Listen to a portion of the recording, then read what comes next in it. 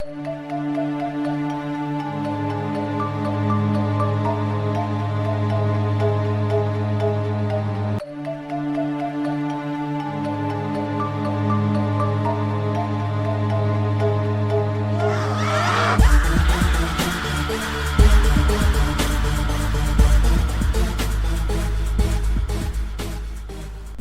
right, this week, it's not very often that we're able to do this, and technically, I guess by the time the show comes out, it's going to be past information. But for right now, this is current events, and the only other time we've really dealt with current events was the missing Malaysian flight, the first one, not the one that was blown up by Russians or Ukrainians or whatever, the disappeared one. But this time, as of today's recording, which is taking place on June 8th, the Bilderberg Group is having their annual meeting over this week, and I believe it started yesterday, and it's going on now. So we are going to channel, or at least I am going to channel my inner Alex Jones, and we're going to talk about the Bilderberg Group and why they want to fuck your world up. See, I don't know jack shit about them. I've heard of the name. I don't know what they do, but from what I got to read that article you sent me, I thought these were good guys. Really? Based on the article? Yeah, they're just a group that's been put together of like the greatest minds of Canada, the United States, and Britain, right? Just to make like a super bond. I wouldn't say they're the greatest minds. It's definitely more of a leadership interest type of group, I guess. But I all right. So let me give you the origin for the group before we get into all the spooky conspiracy stuff and what they're talking about this time around and the who's and the what's and all that shit. Let's start from the beginning. So the first conference was organized by a group of powerful Western European and American individuals. It started with Western Europeans that were growing concerned about the growth of the feeling of anti-Americanism in Western Europe. So they proposed this conference where they would take leaders from European countries and the United States, along with heads of industry, some intellectuals, people in the Defense Department, other politicians, and they're all coming together with the aim of promoting this thing called Atlanticism, which is basically what they wanted to do was create a better understanding of the cultures that exist in the United States and Western Europe and begin to build, I guess, I don't want to say alliance because that kind of sounds too political, but they're working together to discuss political, economic, and military issues. And in some conspiracy circles, they may be discussing more secretive things like UFOs or Bigfoots or the plot to kill the majority of humankind. So they want to make this super bond between the countries and make sure there's always good relation between them. Yeah, that was the initial thing. What they wanted to do, it started, the first meeting occurred on May 29th through May 31st in 1954.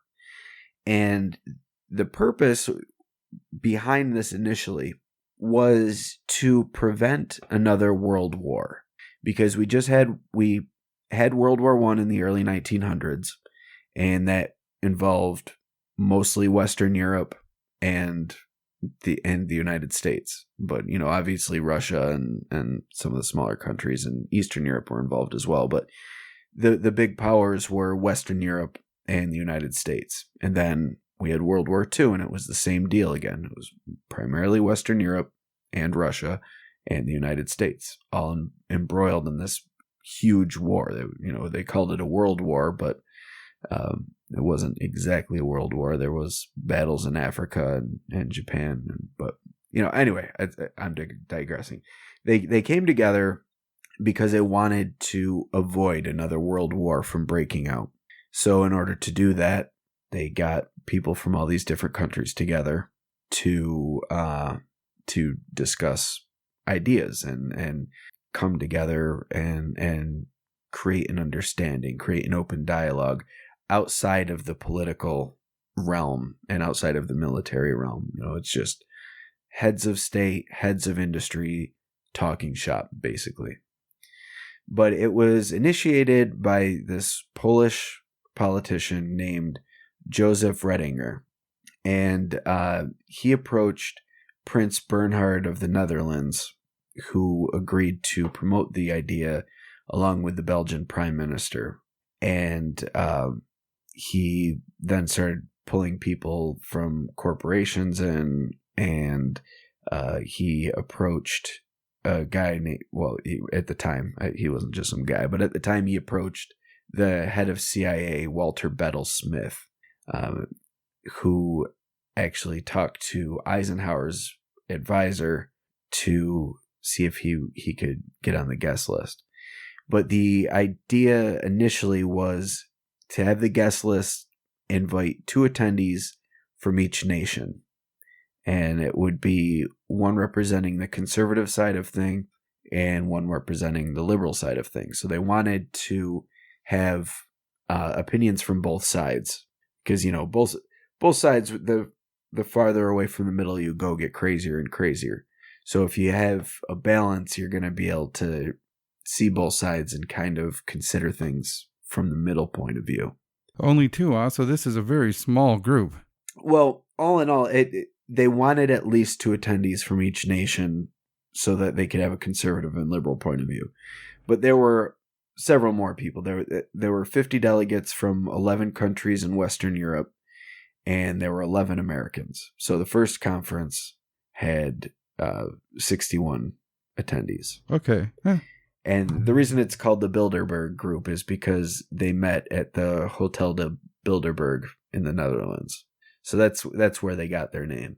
And from there, they decided to make it an annual thing. And so the meetings, they have a website.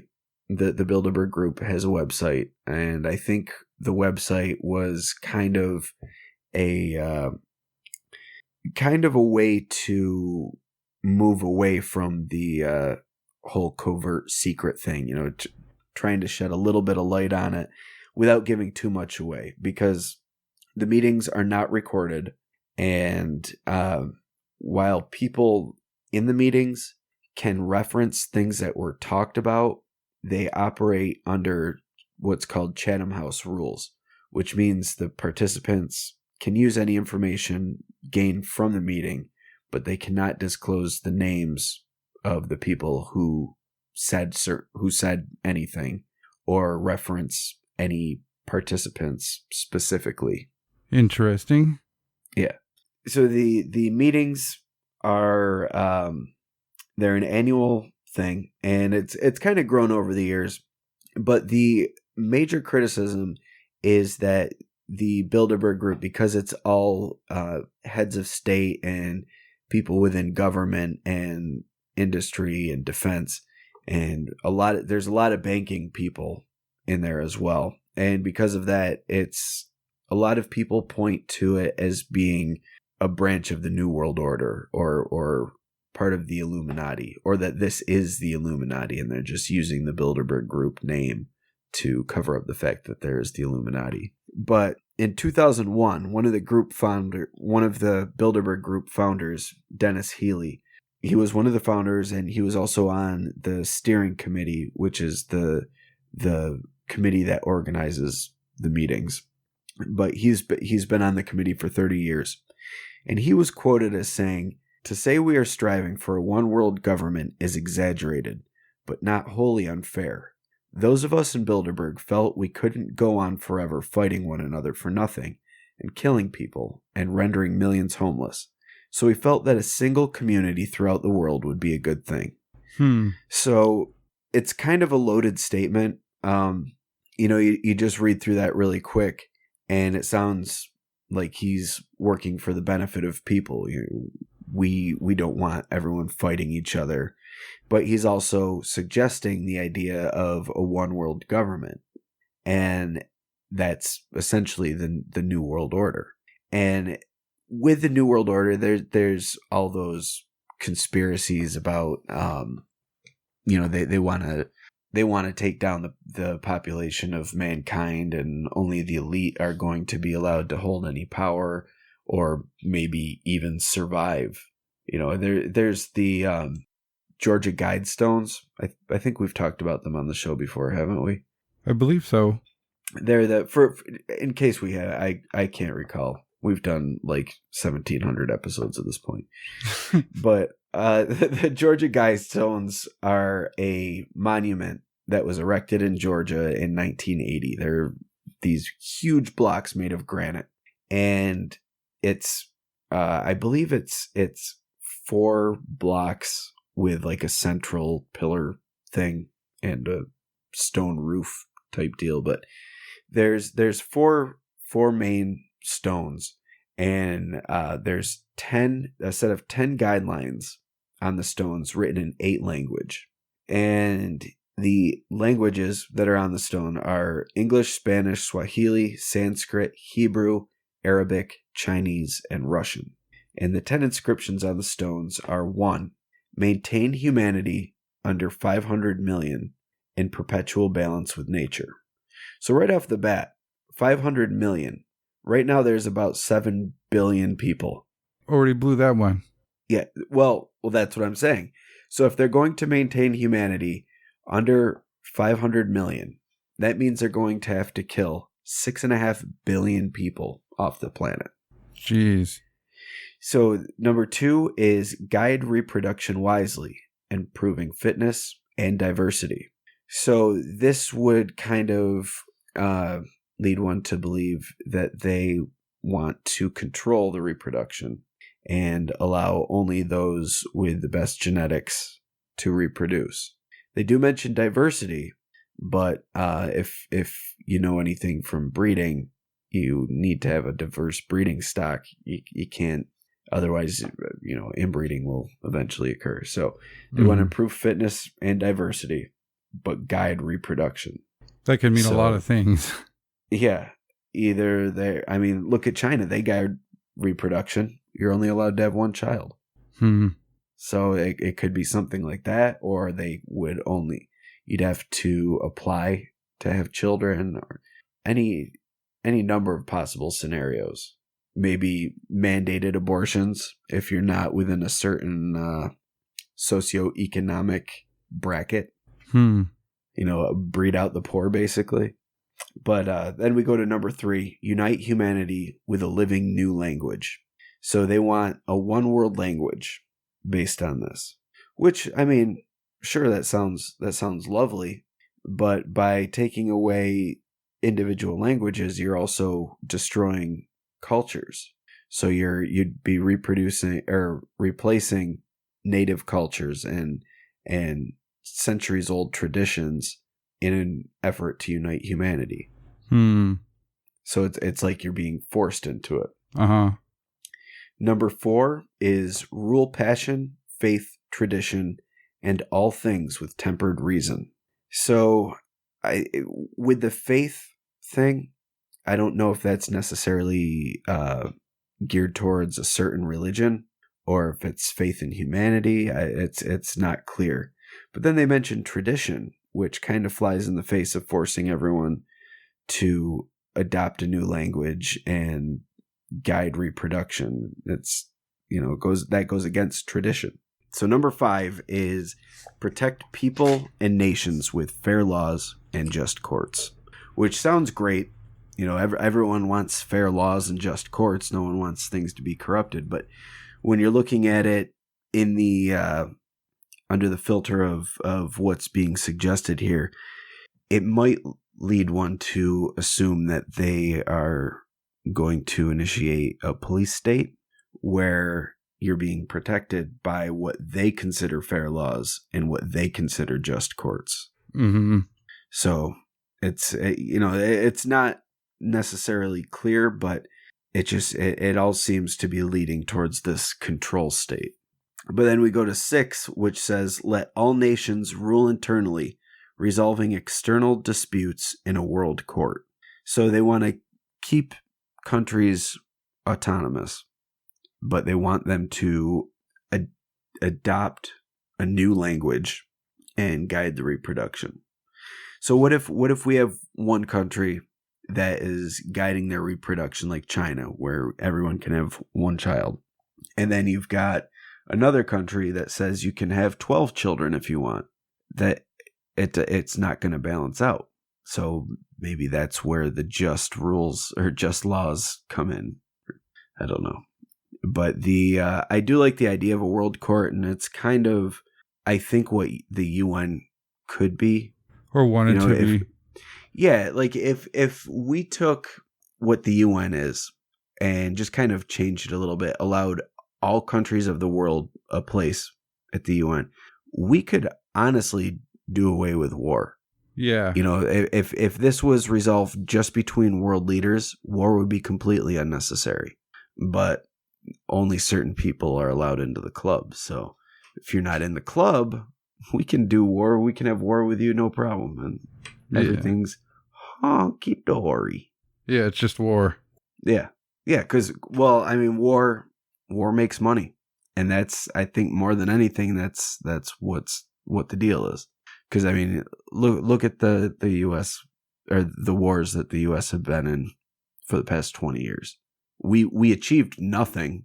We destabilized the Middle East and lost lots of American lives and wasted lots of American taxpayer dollars on lots of toys to blow up people overseas that are looking at us as invaders. We're not liberators. We're going in there to take out their governments. We are the invaders. We're not the fucking heroes as much as they want to paint it. But we haven't achieved anything. We're still in Iraq. We're still in Afghanistan. Those wars are never going to be won. We're basically pissing into the wind. Yeah, I know that they may have destabilized, like you said, and but I thought the whole reason we went back over there was to get bin Laden. And how long ago did that happen?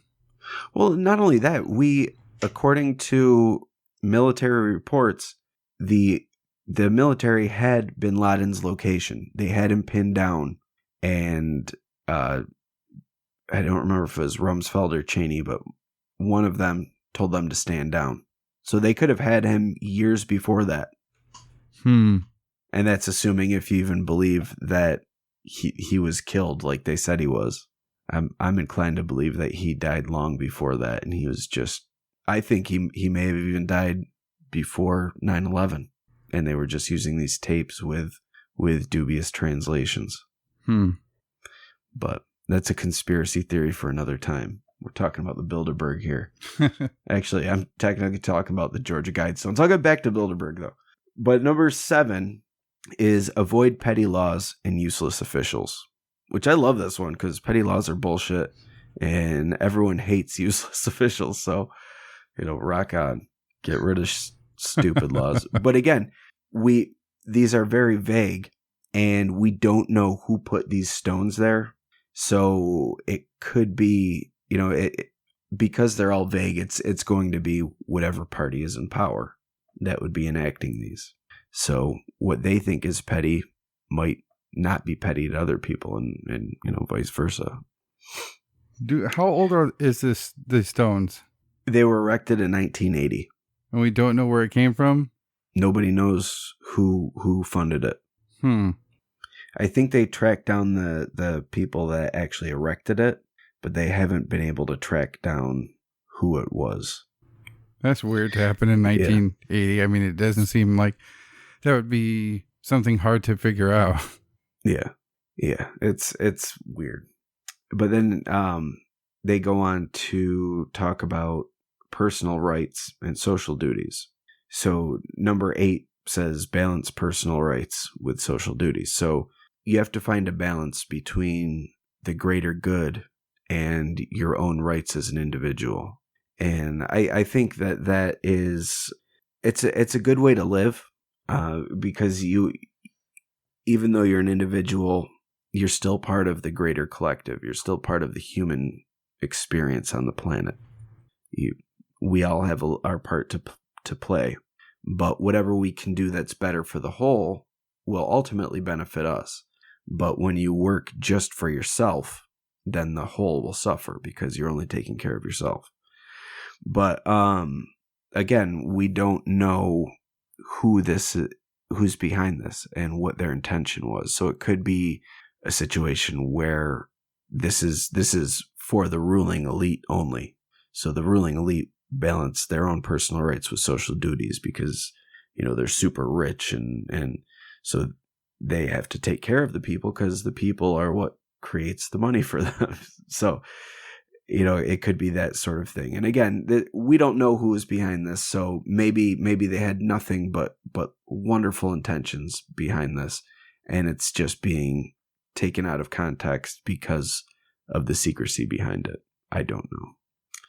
But number 9 says, prize truth, beauty, love, seeking harmony with the infinite.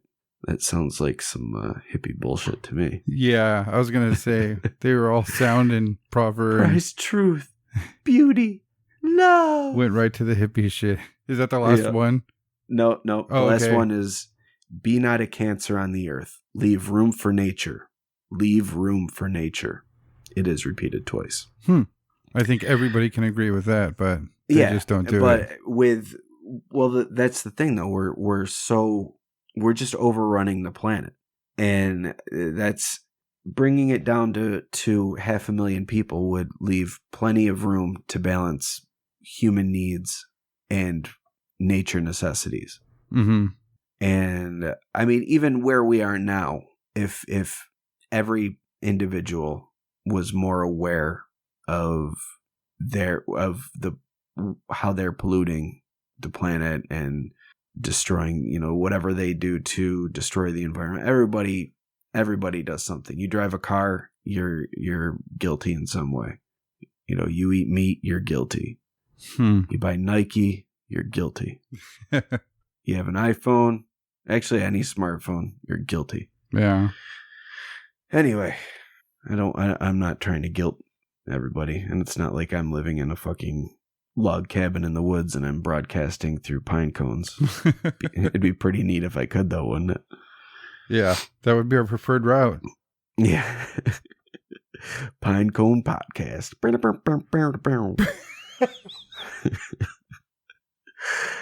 The monument itself, though, it does have what I guess you could describe as an explanation, maybe.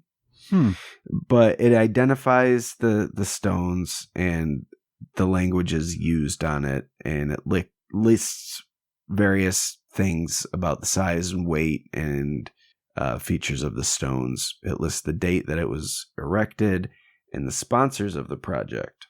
But it also speaks that there is a time capsule that was buried under the tablets. Whoa. Yeah. But there's a space where it would put the dates that the capsule was buried and the date that it should be dug up, but that's left blank for some reason. That's weird. Yeah, so maybe there isn't one. Maybe they intended to, and it just didn't. I don't know. It's kind of weird, though. But there's a lot of weird things about the tablet itself. There's misspellings, and they use hieroglyphic as a plural noun. But here's basically, I'll just read out what it says. It says, the Georgia Guidestones Center Cluster erected March 22nd, 1980. Let these be guidestones to an age of reason. And then around the edges of the square, translation for 4 ancient languages, 1 per edge. And starting at the top and going clockwise, it goes Babylonian in cuneiform. Then there's Classic Greek, Sanskrit, and then Ancient Egyptian and hieroglyphs. And then on the side of the tablet, it says astronomic features. Number 1, channeled through stone, indicates celestial pole. Number 2, Horizontal slot indicates annual travel of sun. Number 3, sunbeam through capstone marks noontime throughout the year. Then it says author, R.C. Christian. Sponsors a small group of Americans who seek the age of reason. Time capsule placed 6 feet below the spot on blank to be opened on blank. Oh, so they didn't even put the date that it was erected. So, I mean, it had to be the same time. I wonder why they left both blank like that. I don't know. But then the name R.C. Christian has, some people have pointed to the Rosicrucian order, which are kind of tied to the Knights Templar and that whole thing. Mm-hmm. But I mean, it would make sense, R.C. Christian, but I don't know. I really don't know. But it's I bring that up just because it's kind of part of the New World Order conspiracy theory, and I think it's really all in your own frame of mind, and whether you want to look at it conspiratorially or if you want to look at it as being an actual call to a better age. But Yoko Ono actually called them a stirring call to rational thinking. But other people have labeled them as the 10 Commandments of the Antichrist. Some people say that they're deep satanic origins behind them. Mark Dice, are you familiar with him? No. He's an activist, but he has come out and demanded that they be smashed into 1 million pieces.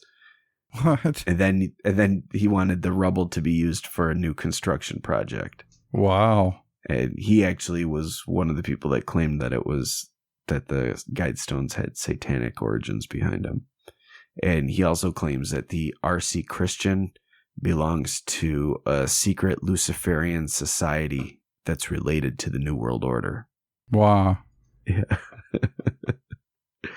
And then there was a local minister in Georgia who claimed that the monument was for sun worshippers, for cult worship, and for devil worship.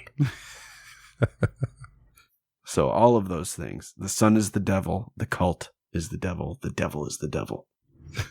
And then it's, and again, I think it's all because of the secrecy behind it. Mm-hmm. It's just this thing erected, and it's calling for a very different world than the one we live in. So because of the secrecy behind it, it's, I don't know. But there's this one author named Brad Meltzer who he references the fact that the stones were built in 1979 and erected in 1980, which was really during the height of the Cold War. And he is speculating that these stones may have been built and erected as a message to possible survivors after a nuclear holocaust. Hmm. And he says that the reference to 500 million people could be the assumption that nuclear holocaust has already wiped humanity below that amount. So they're using that as the guiding number. Do people think the Bilderberg Group built that, or that's their creed? Well, that's the thing. It's not that they think the Bilderberg did it. It's just the ties to the New World Order thing, and the fact that they're so secretive. And one of the founders references one world government, which is what the Guidestones are calling for, even though they're autonomy among nations, but under an overarching whatever. But so it gets tied into that. And like I said, the Bilderberg Group is thought to be a front for the Illuminati, and the Illuminati is always tied into the NWO. And as we all know, Hulk Hogan runs the NWO. So, everyone's getting leg dropped until there's 500 million people left on the planet. Hulk Hogan will personally leg drop every single one of you. Repeatedly until you die. Until your head explodes. and then, Kevin Nash will come in and give him the too sweet. And that's just the way it works, guys. Don't fuck with the NWO. So maybe this is a different branch of the NWO that's supposed to look nice and shiny. Yeah, maybe that's the human branch, and then the reptilian branch is the Bilderberg Group. Or maybe the Bilderberg meetings is where the reptilians and the humans actually meet, and that's why no cameras or recording devices or notes are allowed to be taken, because the reptilians just come in and take off their skin and they're like, we're reptiles. And everyone's like, oh shit. But at this point, it's kind of, old hat. But you know what's weird? So I don't know if I've mentioned it on the show or not, but I used to work for this company called AXA, which is like life insurance and annuities and retirement benefits, all that stuff. But the former CEO is a guy by the name of Henri de Costas, and he is the fifth count of Costas. But he was born the year the first meeting took place, and for the past 6 years, he has been the chairman of the steering committee. So he's been the guy who heads the Bilderberg meetings and gets everybody together for the past 6 years. That's a weird thing to end up doing.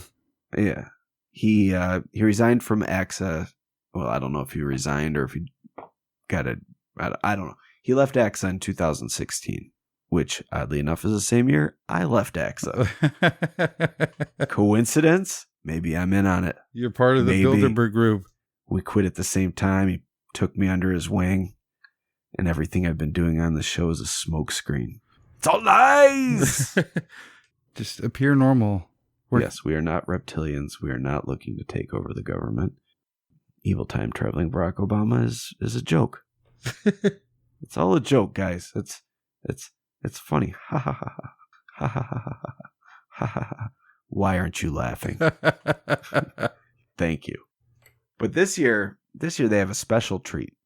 This year they're getting the Vatican involved for the first time. Whoa. Yeah, well, it takes place in Turin, Italy this year. So, the Vatican's a hop, skip, and a jump away. But they're getting Cardinal Pietro Parolin, who will be meeting with... This year they've got 130 individuals that are going to be part of the Bilderberg Group meeting. And he's one of the top cardinals in the Vatican. And they're looking to get him there to talk about some stuff.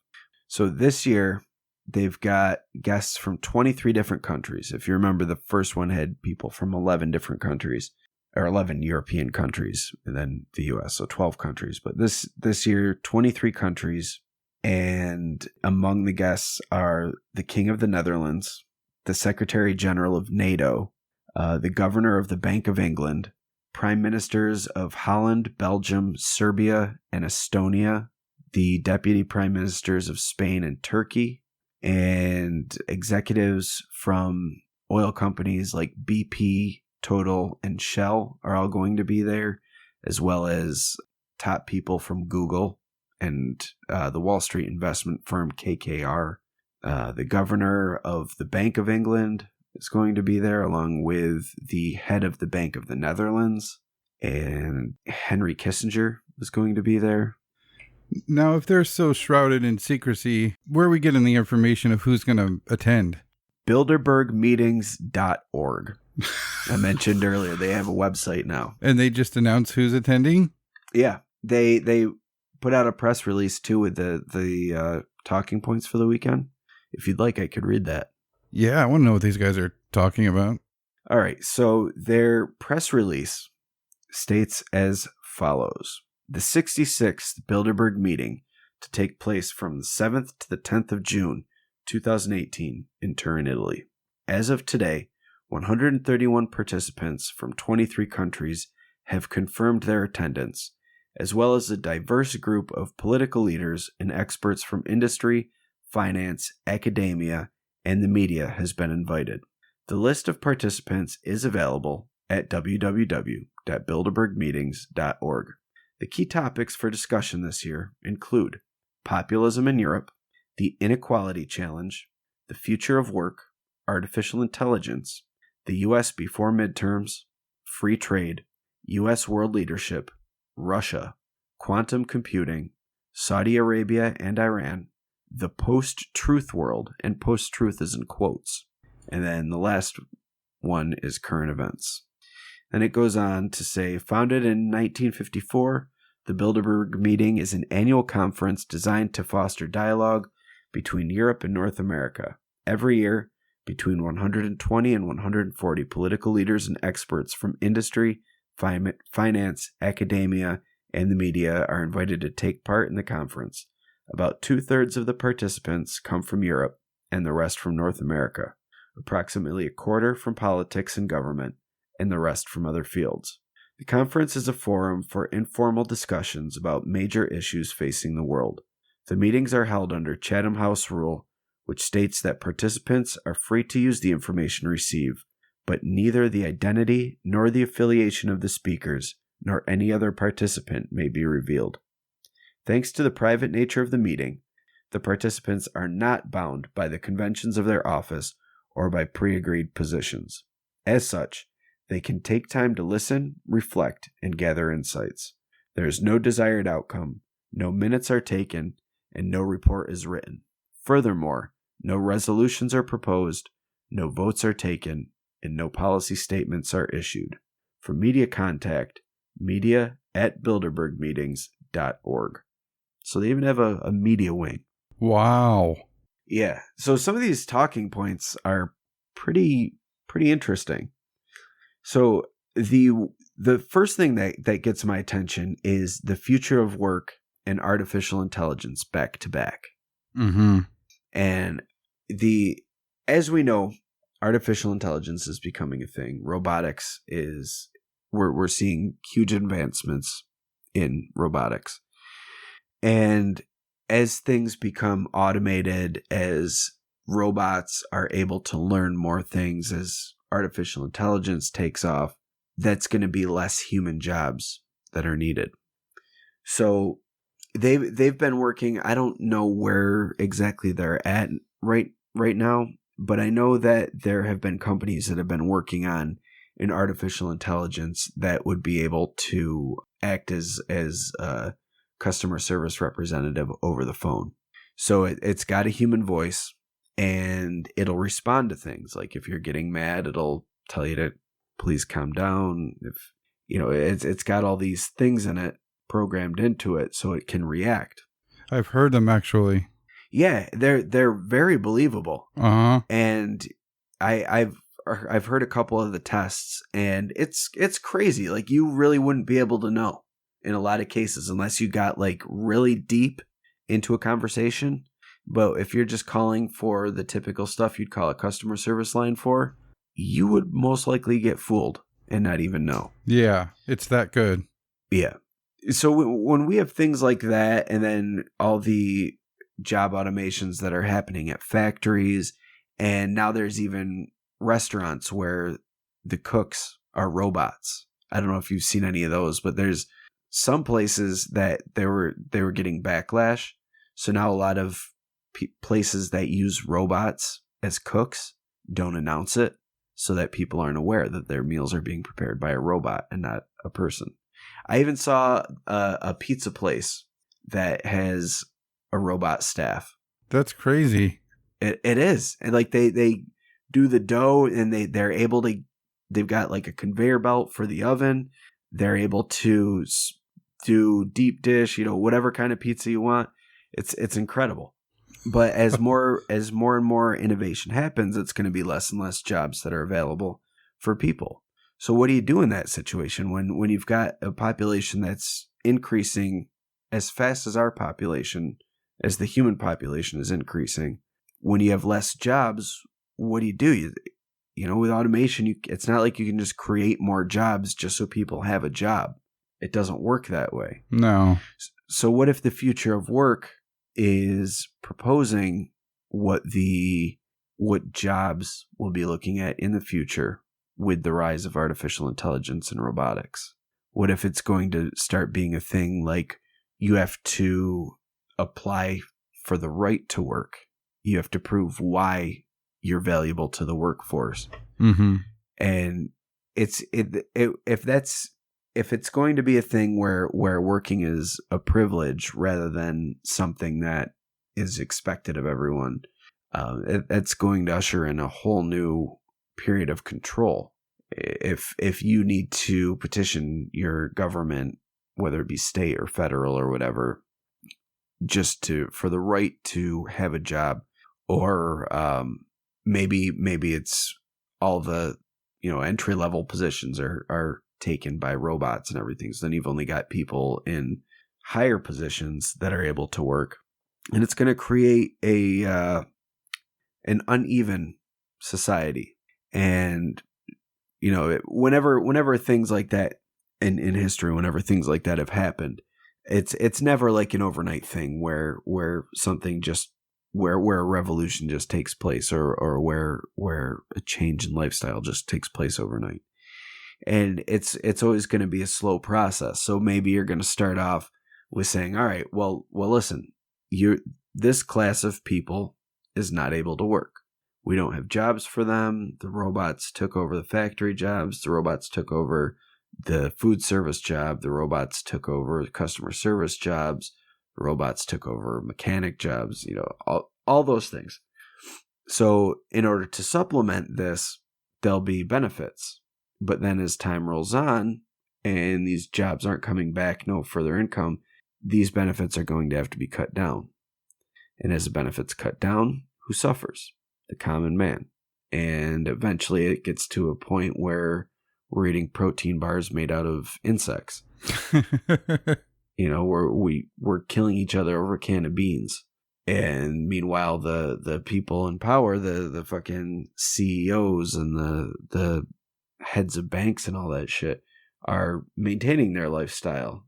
In fact, they're even better off because they don't have to share everything with the lowly scum of the human race. And eventually, it's as you cut the benefits down, people are going to start dying off because they don't have shelter, they lose their home, they don't have food, and then it's just a vicious cycle. So you're going to start weeding people out there, reducing populations, and eventually it's going to just work itself out. I mean, it'll take generations, but then where there's a will, there's a way. You're going to have the people that have been ousted. They're going to start creating these like weird outpost communities in the wilderness where they're going back to the barter system.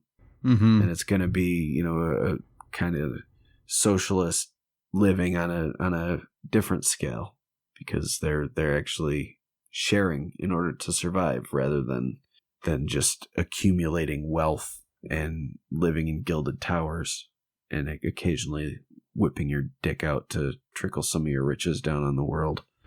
Yeah, when you think about what amount of people need to exist for the world to run smoothly, according to the New World Order and this Georgia Guidestone, I mean, that's pretty much the only thing that's going to be left to do, right? Is return to barter systems. Yeah, pretty much. I mean, what if the Illuminati and the Georgia Guidestones people are lizard people? And what if they just want to eat 6.5 billion people? Yeah, we got the perfect way to get rid of them. Yeah, perfect way. We'll create human farms, and they just build these. Because I mean, look at what we have with cattle and pigs now, with the big factory farms. Just set the animals free, lock up the people, and it's going to be a factory farm for people, and we're going to see how shitty all that stuff really is. What we've been doing, it's going to happen to us, and the lizard people are going to butcher us and make Oscar Mayer wieners out of us. It sounds crazy, but wouldn't that be the perfect plan? I mean, that would bring not just get rid of the people to a certain number, but that would equal out the nature thing that they were talking about. Yep. And then the reptilians can reclaim the earth because there's only 500 million people left. And those 500 million people witnessed the reptilians eating 6.5 billion people, and they're like, well, shit. If they ate 6.5 billion, we're only 500 million, so they could eat us too. And they're like, nah, we like you guys because you're, only 500 million. So we got to protect you. We got to make sure to nurture you and live in balance with you. And then once we start repopulating again like crazy, they'll just eat our babies. Dude, you can't have a population without babies. Imagine if that is their agreement for these elite people, the ones that are left over, that they just got to produce a child every 4 years. And they fucking give them to the reptilians to eat. Yeah. I will eat your baby every 4 years. If you do not like it, I will eat you. Yeah, what are you going to do? Yeah. Either produce the baby food, or you are the food. Damn lizard people. I know, making me make fucked up decisions. Suicide by reptile or infant genocide. Jeez. Yeah, that's rough, man. Why do you lizard people have to be dicks? For all the lizard people out there, if you could please email us and let us know why you guys are dicks. Yeah. I would really appreciate it. If you're all space traveling, dimension breaching, ancient race of people, I mean, your technology's good enough to clone. You guys can make your own farms. You don't have to eat 6 billion of us. And also let us know how the Greys factor in, if you could. You know, just drop us a line telling us why you guys are dicks and what the Greys are up to and how they tie in. And also, what's the deal with Hulk Hogan? How is this elbow drop so powerful? That's the Macho Man. He's got the leg drop. The atomic leg drop. In case there was any doubt how powerful it was, it's fucking atomic. When in reality, he just bounces off the ropes, kind of shuffles like an old man, and then drops the leg. But it's atomic, Mateo. He's got the power of the atom in his thigh. So when he drops it on you, it creates a nuclear blast that flattens cities. See, that's a conspiracy theory I didn't mention on the WWE show, but every WrestleMania, Hulk Hogan killed the entire arena. But they covered it up using green screen technology. Yeah, they digitally edit out the catastrophe and then just put rerun just a bunch footage of cheering kids and stuff wearing Hulkamania t-shirts. But no, Hulk Hogan routinely murders entire fucking cities during WrestleManias. So for all you Hulkamaniacs out there that are waiting for his return, you guys are dicks. Why do you hate humanity? Fucking New World Order. Yeah, that wasn't a joke. That's he left, he retired, they made him come back. Mm-hmm. And they were like, no, you're going to be called the New World Order, dude. We're going to make you look stupid. Yeah. So, fuck off. One of the things that really kind of freaks me out about the list of discussion topics for this year is U.S. world leadership. Of course, like Ronald Reagan was an actor, but to have a TV personality be able to be elected president, that has to draw concerns from groups like the Bilderberg Group. Yeah. Yeah, and it's not only that he's a reality TV, he's just a fucking buffoon. It's like he's like, even, what's bad when I'm like, man, I miss George Bush. Like I would kill for W right now. Give me the good old W days. And I thought he was a buffoon, but holy shit. Yeah, but see, just for the stuff that he does that we consider him being a buffoon, I mean, that's one thing I realized that, well, obviously that's what people love about the guy. Yeah, but anybody who loves the guy for being a buffoon is themselves a buffoon. That may be true. I mean, just like with like the whole... anybody, I feel like anybody that I see driving that has a Trump bumper sticker, like it's basically an announcement that you're a fucking moron. Like, these are the same people that, like, were all up in arms about Barack Obama being born in Kenya, not being born in America. And the amount of times they've put on blinders when it comes to Donald Trump is just the mental gymnastics. It's amazing. Should be an Olympic sport. See, for me, it could have been any TV celebrity personality, and I wouldn't be in agreement with them being the president. I mean, Donald Trump's going to be Donald Trump. I don't want to say that no TV personality, because, like you said, Ronald Reagan, he had 2 terms. Among Republicans, he's very fondly remembered and very well loved. By all accounts, he's like the sacred Republican god. It's the level of buffoonery that we're dealing with. We have a president who's an old man who acts like a spoiled 4-year-old. It's true. I think that's what people love about him. I think that's what they wanted. I almost feel like the whole world trolled itself, or not the whole world. The United States trolled itself. They're just like, fuck, that would be hilarious if he got in, and they did it. The Republican Party, totally. And it in the primaries leading up, you ask a lot of people who they want. Well, I'm going for Trump because he's not a regular politician. He talks like I talk. He's going to shake things up. Yeah. No, he's not. He's going to make us look like fucking idiots. The entire country looks like a fucking moron. I hope you guys are happy. We are a nation of idiots. Mike's on one tonight, guys. I am for one glad that this is one of the things on a list for discussion for the Bilderberg Group. Yeah, I wonder what that, like, if it's U.S. world leadership, like, not on our watch, or if it's U.S. world leadership, like they're ushering in the U.S. as the official leader of the world. Well, I mean, if we go with the whole one language thing, isn't that the case with English? Yeah, spread English worldwide. I mean, really. It already is. Every country speaks their native language and English. Yeah, the second language in every country almost is English. So, yeah. Speak English or die. Isn't that an old SOD song? I think so. Those guys would so not make it today. I know.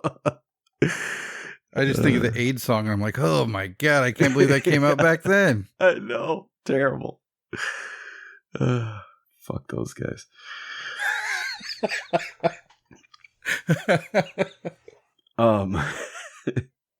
Yeah, I don't know. I think, like, when you really get down to it, as much of a fucking inept moron Donald Trump is, we all know that the president doesn't run the country. Congress doesn't run the country.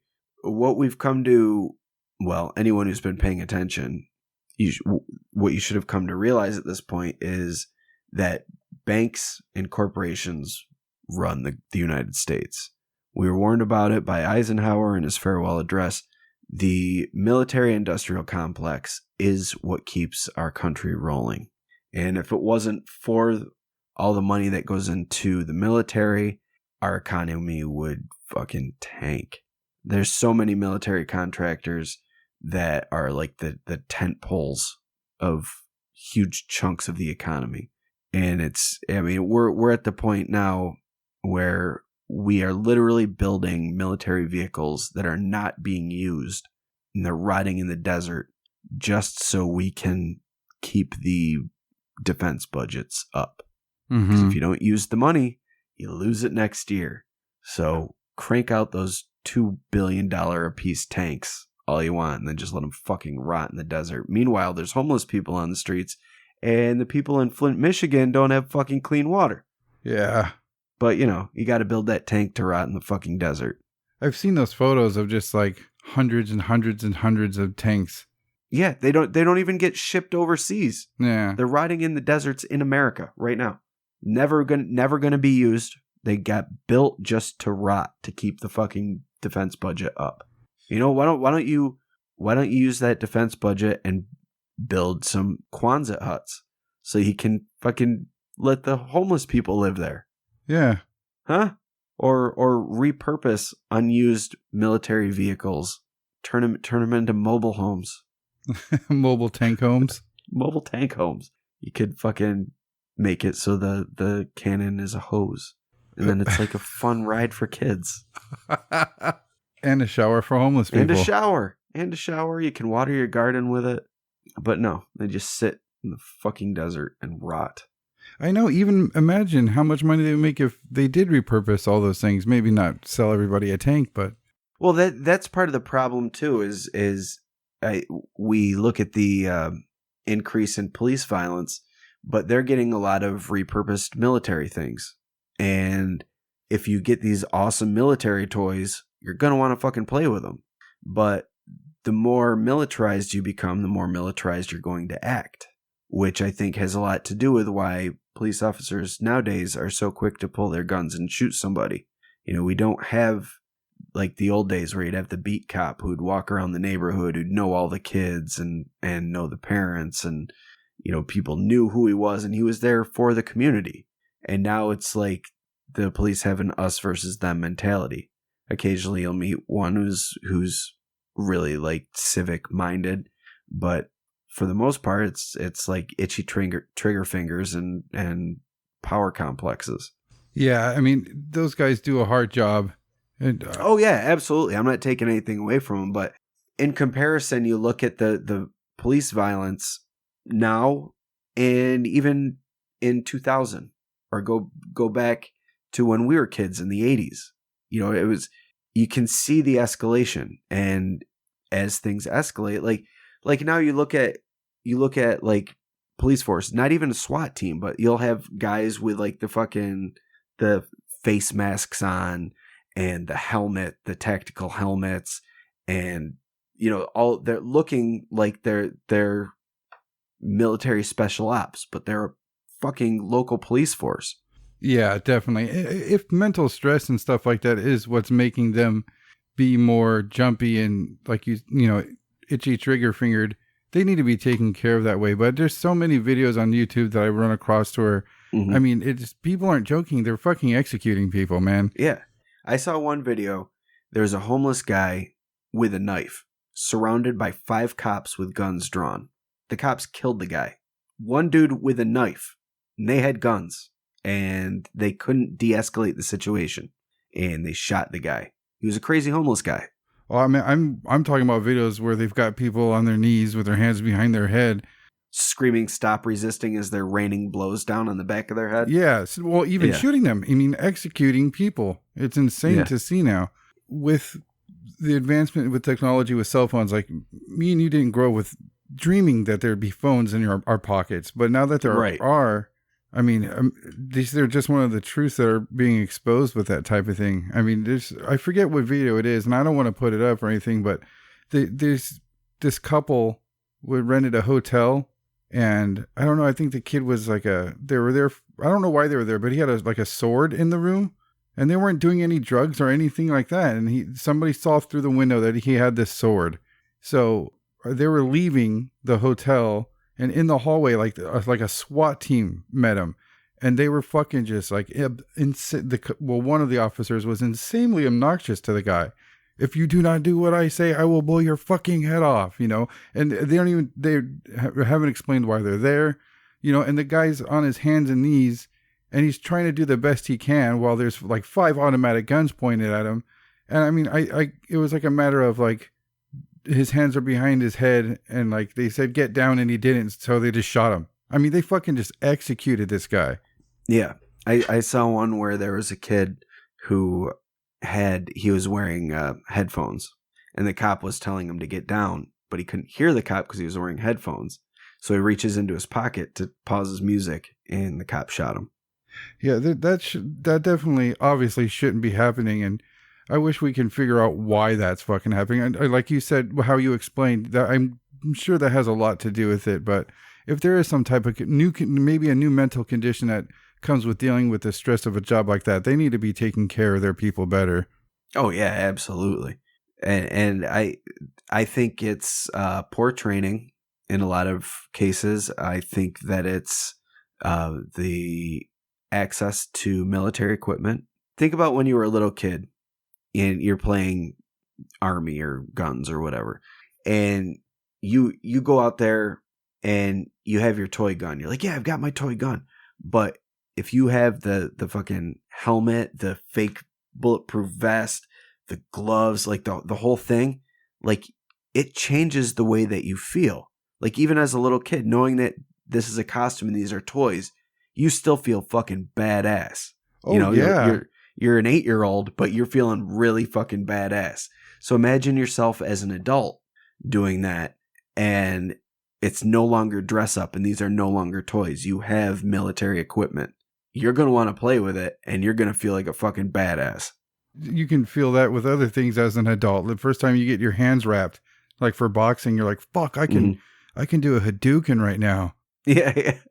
I can punch through a wall. Yeah. I don't give a fuck. It's a scary thought. Yeah. And adrenaline has a lot to do with it, but I think the militarization and poor training are the biggest culprits there.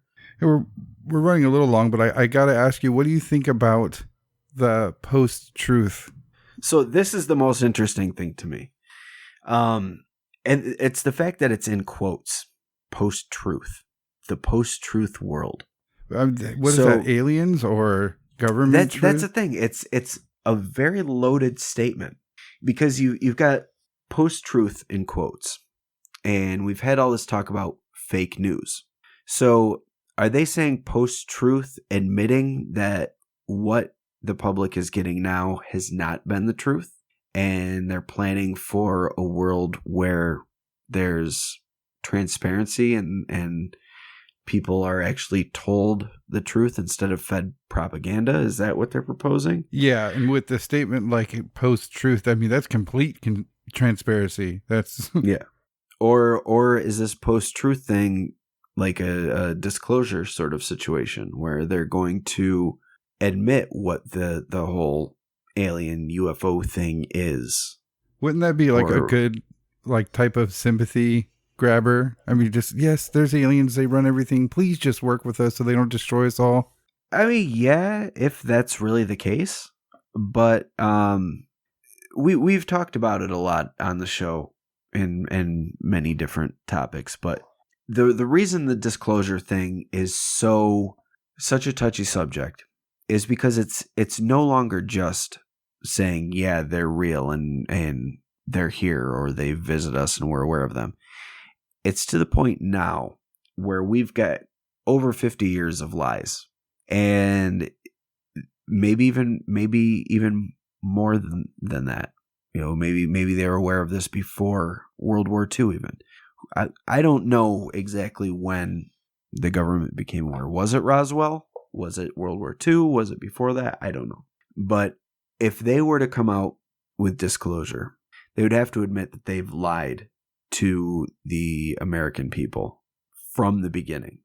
And then they would have to explain why they lied to the American people from the beginning and why they continued to lie and why they defamed certain people and drove people crazy. And then they would have to admit to either agreements that were made with these beings or admit to being in on the genetic experiments. And, you know, they would have to admit a whole lot of things. It's no longer just, yes, UFOs are real. Well, don't you think the explanation of having to answer to otherworldly masters is going to provide enough cushion for the average American to accept all those things? No, absolutely not. Because if your government is making decisions about about your well-being while keeping things secret for over 50 years, that's bullshit. Like you don't make those decisions and then lie and lie and lie. You know, if that agreement was made back in 54, I think, the agreement that allegedly took place with the Greys, allowing them to abduct a certain amount of people while giving us technology. Mm-hmm. If that agreement was reached, that means they've been given open season, basically, because once those floodgates are open, you're not closing them. It's not like we can be like, stop doing that or we're going to attack you. And I'll be like, bitch, we gave you those weapons. You think that we gave you our best weapons? No, you're way better. Yeah. So what are they going to do?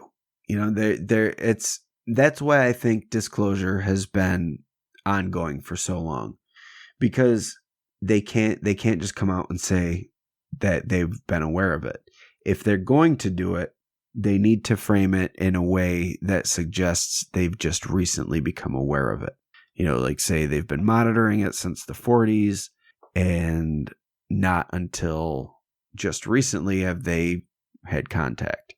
And that I think that some of that might be why these military videos are coming out and why the To the Stars Academy has been created.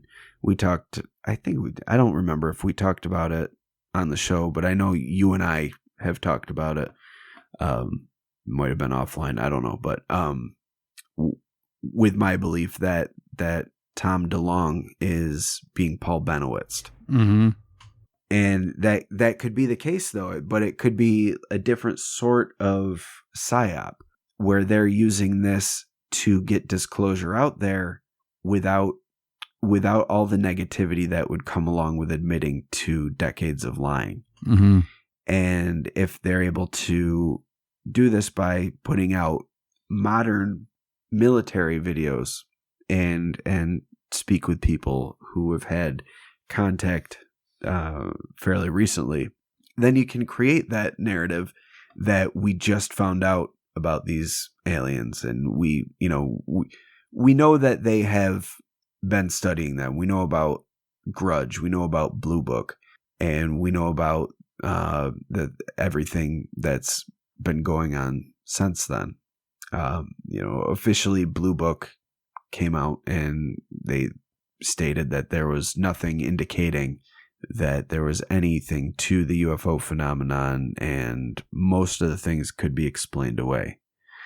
Which, yeah, most of them could be explained away, but there's a lot that were not able to be explained. And when you had a guy who's a skeptic, like J. Allen Hynek, who later, because of his research that he did while he was a Air Force investigator, to come around and then after retirement create his own UFO research group, I think that says a lot. He was apparently impressed enough by some of these unexplainable sightings that he thought there was more to it. But then you've got the government saying that they have no more interest, but then just recently they came out and said that there had been a project that was ongoing that was studying the UFO phenomenon. So with all these lies on top of lies, where does the truth begin? Mm. And it doesn't seem like that's something we're ever going to get to. Disclosure may be a thing, but I think it's going to be a framed narrative. It's not going to be, we're not going to get the secrets of Roswell and the Foo Fighters and the Kenneth Arnold sighting. Right. We're not going to go back that far. They'll be talking like 2009 or something. We saw this thing in 2009, we made contact, and then go from there. I just want them to admit what the Phoenix Lights were. Yeah. That better be part of the disclosure. It won't be. Those big sightings, those aren't going to be, it's going to be something, I'm telling you, if disclosure happens, it's going to be based around something like that Tic Tac video. It's not going to be something like the Phoenix Lights where they're like, all right, here's the deal with the Phoenix Lights. It's not going to be that. That all that shit, because that's too far back. Because even if they talk about the Phoenix Lights, that's 20 years that they've been lying to the American people. 20 years. They'll say, we didn't lie, we just never said. No, they did lie. They said that they had that there was nothing in the area. Then they changed it and said that it was military flares. Which, military flares keeping perfect formation and gliding. And, oh yeah, there were also no planes that launched the flares. They just appeared. Little fishy. Well, with who we know attends these Bilderberg Group meetings, like you said, a lot of like industry people. How much of an influence do you think they'll actually have or actually create with these meetings? I mean, some of these people who attend these things are the people who make shit happen. Yeah, well, and that's the thing. I think a lot of this is building to a one world economy. They've got a lot of people that are in banking. They've got a couple, I think a Stanford and a Harvard economics professor that are attending. But a lot of heads of banks and a lot of heads of oil companies. And like I said, higher ups at Google as well. So it all seems that they do note that they don't vote. It's not a matter of building policy, allegedly. They say they do it like this so that the people attending aren't bound by their office and their title. So if you've got head of bank A and head of bank B from different countries, their aims are going to be the same. You take away nation of origin, you take away nationalism or patriotism, and ultimately they're the heads of banks. So their motivations are going to be where the money is. Mm-hmm. And then you've got heads of industry, heads of oil companies, also driven by the dollar. And I think that's where we're getting. We're getting these people that are able to make policies within their own spheres, talking with other people who have their own spheres that are similar spheres. And even though they're not voting on anything, if they come to agreements, who's to say that they're not going to agree to adopt specific policies? Do favors. Like, oh, well, this works for me. Yeah, exactly. And because it's off the record, the public has no idea what it's all about. And that's where the fear comes in, and that's where the conspiracy theories come in. Because you've got these powerful people meeting in a public place, but under a thick layer of secrecy, and they're talking about things like populism in Europe and America as a world leader and the future of work. And it seems like, again, it all depends where your mind goes. Because you can look at these things and say, well, look, these items are going to be used to build a better place for humanity. But then you could look at it conspiratorially and be like, well, this is how to keep the common man down and put the ruling elite further in charge, or basically start the New World Order. Yeah. Well, if the New world order exists, it's already there. The foundation's already there. It's what better way to rule an entire world than to keep it a secret? Don't let them know they're being ruled by a single entity. They're keep up the idea that borders mean something and separate governments mean something. But when it all comes down to it, it's the corporations and the bank that are really making the money and that are shaping policy, and it's very rarely what's best for the common man. It's what's best for the elite, and what's best for what makes more money for the people that already have more than enough money than they could ever spend in 12 lifetimes. But again, people in Flint have no clean water. People are homeless. People are being kicked out of their houses because they can't afford raising mortgage payments. The price of everything goes up. The value of the dollar goes down. And what we're being paid remains the same. It's fucked. Yeah. And the way things are, we got a debt-based economy. The bottom's going to fall out and we're fucked. But the powers are going to stay in power because they have all the resources necessary to live. Even if money collapses, they've already got themselves set up. Yeah, they're already taken care of. Yeah. So, guys, I'm sorry that this was more of a serious tone. I know. I'm going to go play some Fallout 4, and Mike's going to whip himself in the back with a belt while he listens to backwards recordings of CNN. I'm just going to watch reruns of Bill O'Reilly and masturbate with sandpaper. I hate my life. Thank you for listening to the Whatcast. You can find us on Twitter, Instagram, Facebook, iTunes, and YouTube. Enjoy the podcast. Get yourself a Whatcast t-shirt or a sticker pack. Who was that dude on that one episode? Try the links in Homie's page. All this and more can be found at www.thewhatcasters.com. Thanks again for listening and have a great week.